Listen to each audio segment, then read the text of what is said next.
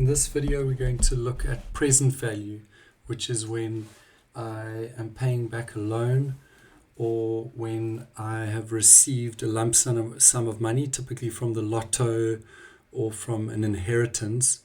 And instead of just wanting to leave that inheritance, let's just say it's R1,000,000, instead of just leaving it in the bank, which you could do, that would just grow compound interest, you decide I want to take out a certain portion every month. And so you have the money presently, you have the million, but you just want to take out 5,000 Rand a month. So therefore you use present value.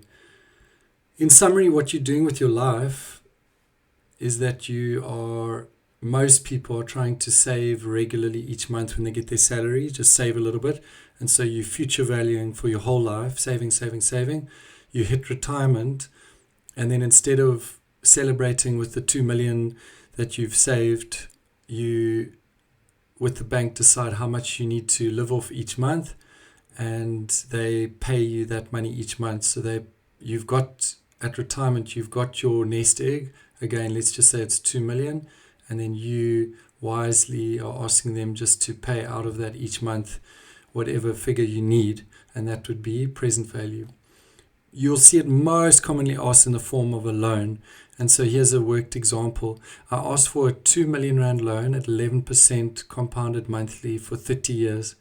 So there's nothing flashy about it. X is the monthly amount or the regular amount. Be careful. Sometimes my students might put this big figure in for X. And if you do that, you'll end up with an astronomical number, and that's when you normally know things have gone a bit south for you.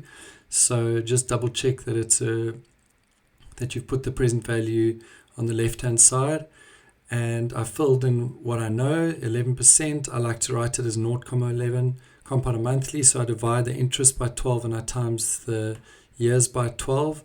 Make sure you've got that negative power as your interest. And what you can do to simplify is, like I've said, just step one, you can times this bottom fraction up by the 2 million so that you're just living life on one line. And then if you're just trying to get X by itself, it's joined to this big square bracket by times. And so you just do the opposite of times and you divide. So in one shot, you take this answer and you just divide by everything. Because in finance, you can lose quite a lot of bucks by just rounding off constantly partway through the question. You would rather just round off at the very end, and that leaves you with your answer. As a quick discussion, if you delayed paying a loan, so maybe we sign a loan today and I say to the bank, I can only start paying you in 4 months' time, and they sign an agreement that's fine. I'm only actually 3 months late because the bank isn't expecting me to pay back immediately.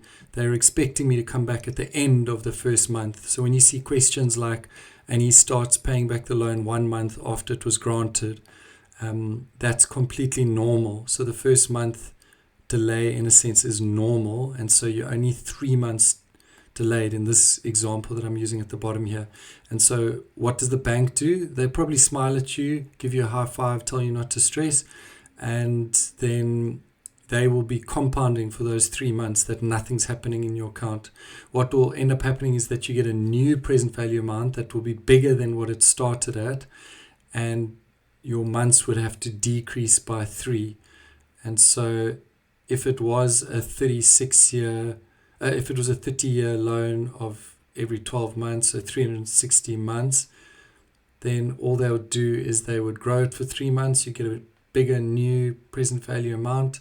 And then when it came to putting in for N, you would just take 3 months away, and you'd end up working out your question like that and paying a little bit more every month.